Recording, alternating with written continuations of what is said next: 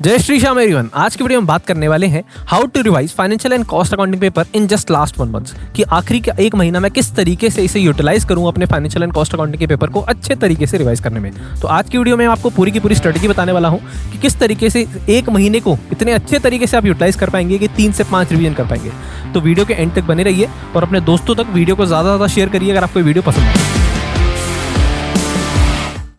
तो चलिए, how to revise financial and cost accounting paper in just last 1 month. तो देखिए, आपको पता है आपके 2 पार्ट्स हैं, financial accounting and cost accounting.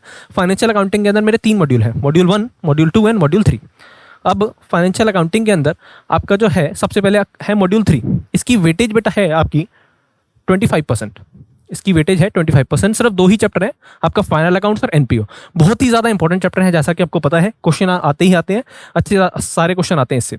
तो आपको क्या करना है, सबसे पहले इसे रिवाइज करना है और इसे रिवाइज करने के अंदर आपको लगेंगे 6 डेज। अब इसमें रिवीजन क्या क्या करनी है, रिवीजन के लिए आपको क्या करना है, आपने पहले से पढ़ रखे हैं तो जो भी पढ़ रखा है उसके नोट्स बना रखे हैं, उसको नोट्स को अच्छे से रेफर करना है, नोट्स को अच्छे से पढ़ना है। उसके अलावा ICMAI के मॉड्यूल के जितने भी क्वेश्चन हैं वो सारे के सारे अच्छे से प्रैक्टिस करने हैं। जितने क्वेश्चन आपने स्टार मार्क कर रखे होंगे, जब आपने पहली बार पढ़ा था तब जो क्वेश्चन आसानी से नहीं बन रहे थे उसमें स्टार मार्क करा होगा, या जो क्वेश्चंस आपको अच्छे से नहीं आ रहे थे उसमें स्टार मार्क करा होगा। तो वाले क्वेश्चंस को आपको यहाँ पर अब रिवीजन के टाइम पे सिर्फ वही वाले क्वेश्चन करने हैं, सारे क्वेश्चन नहीं करने हैं। ठीक है जी। इन 6 डेज के अंदर नोट्स रिवाइज करेंगे आप और उसके अलावा क्वेश्चंस करेंगे जो पहले नहीं हुए। सबसे पहले कर लिया आपने मॉड्यूल 3। ठीक है जी, मॉड्यूल 3 करा, 6 डेज लगा दिए। उसके बाद आई बात मॉड्यूल 1 की। मॉड्यूल 1 के अंदर बेसिक चैप्टर है।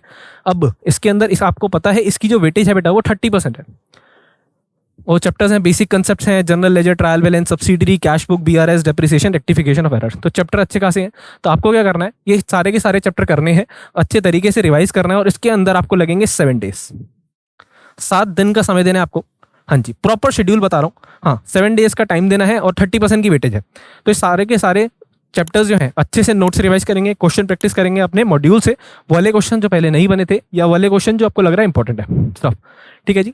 इस तरीके से हमारे 7 डेज यहाँ यूटिलाइज हुए हैं और 6 डेज वहाँ हुए हैं। उसके बाद अगर हम बात करेंगे बेटा मॉड्यूल 2 की, तो मॉड्यूल 2 में ये 3 चैप्टर आते हैं, joint venture, consignment and bills of exchange. इसको रिवाइज करने के अंदर आपको देने हैं 5 डेज। आपको पता है इसकी वेटेज जो है वो है 15% की, और इस तरीके से मेरी 70% वेटेज कंप्लीट होती है।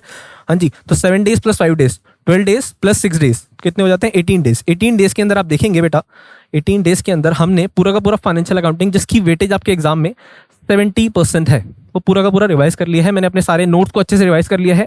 क्वेश्चंस जो मेरे मॉड्यूल के हैं वो सारे के सारे मैंने गो थ्रू कर लिए हैं। ठीक है जी।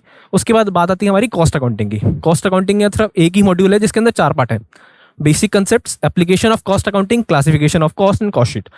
थ्योरेटिकल पेज चैप्टर ज़्यादा है ये वाले, तो आपको क्या करना है, अच्छे से अपने नोट्स को गो थ्रू करना है। ठीक है जी। इसके अलावा इसके MCQ जितने भी हैं आपके मॉड्यूल में उसको अच्छे से गो थ्रू करना है, सारे के सारे MCQs, इलस्ट्रेशन सबको एक बार गो थ्रू करना है।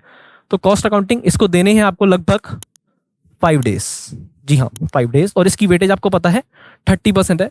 बट 5 डेज क्यों दिए, क्योंकि थ्योरी बेस्ड चैप्टर है तो आसानी से हो जाएंगे, ज़्यादा टेंशन वाली बात नहीं है। तो देखिए, 18 डेज हमें लगे फाइनेंशियल अकाउंटिंग में और 5 डेज लगे कॉस्ट अकाउंटिंग में, तो लगभग 23 डेज हो चुके हैं, जिसके अंदर मेरी एक प्रॉपर रिवीजन हो गई है अच्छे तरीके से, जहां पर मैंने क्वेश्चन भी प्रैक्टिस करे हैं। ठीक है जी। उसके बाद क्या करना है, अब हमारे पास बचे हैं 7 डेज, 30 डेज के अंदर 7 डेज बचे हैं। इन 7 डेज के अंदर आपको होल रिवीजन करनी है फाइनेंशियल अकाउंटिंग और कॉस्ट अकाउंटिंग एक बार में।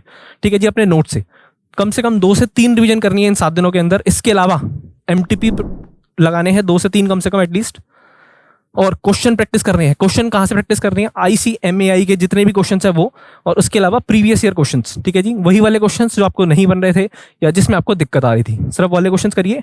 प्रीवियस ईयर क्वेश्चन सारे करने एक बार, MCQ स्पेशली, क्योंकि आपको पता है ऑब्जेक्टिव बेस्ड पेपर है और आपके पेपर के अंदर आपके कंसेप्चुअल क्वेश्चन ज़्यादा आएंगे।